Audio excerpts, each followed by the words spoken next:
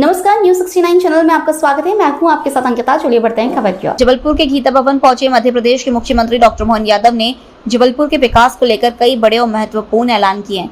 उन्होंने कहा कि इंदौर, उज्जैन और भोपाल की तर्ज पर अब जबलपुर को भी भविष्य में मेट्रोपॉलिटन सिटी बनाया जाएगा और उम्मीद है कि आगामी 1 साल के भीतर इसे इस रूप में विकसित कर लिया जाएगा।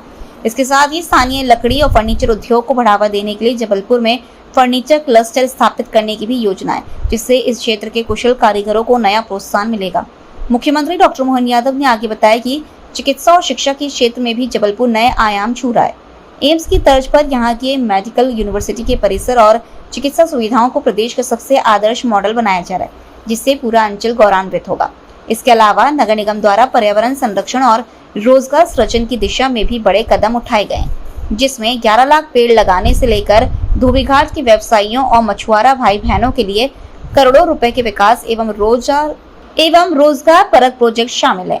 जबलपुर से वाजिद खान की रिपोर्ट। इसके अंदर हमारी सरकार यशस्वी प्रधानमंत्री के नेतृत्व में देश से हमारे राज्य में भी कदम से कदम मिलाकर सब क्षेत्रों में लगातार विकास के काम कर रही है।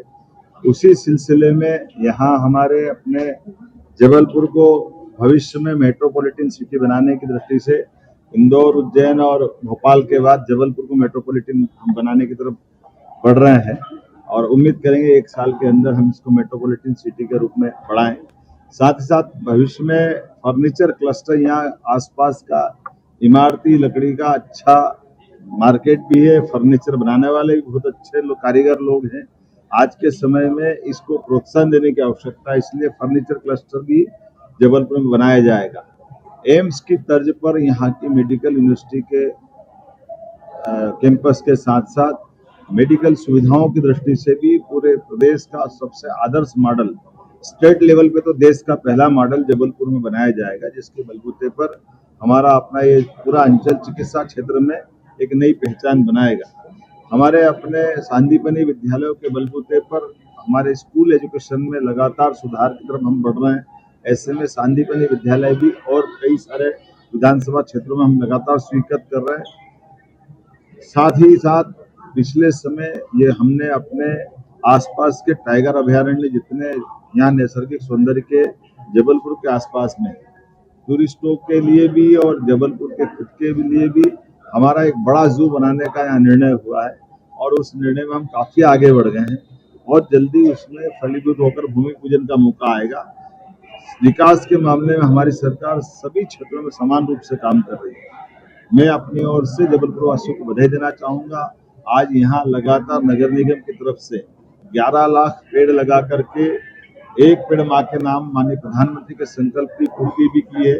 धोबीघाट से जुड़े हुए सभी व्यवसायियों के लिए भी 40 लाख का एक बड़ा प्रोजेक्ट चालू हुआ, जिसमें 300 से ज्यादा लोगों को रोजगार मिलेगा और आधुनिक तकनीक के बलबूते पर वो अपने व्यवसाय में मदद करेंगे।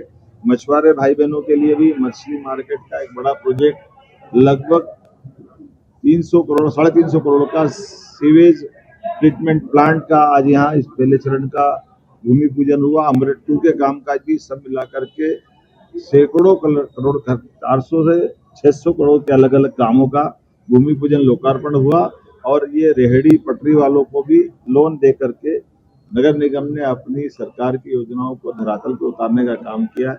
मेरी अपनी ओर से बधाई। फिलहाल इस खबर में इतना ही। आप बने रहिए न्यूज 69 चैनल के साथ। नमस्कार।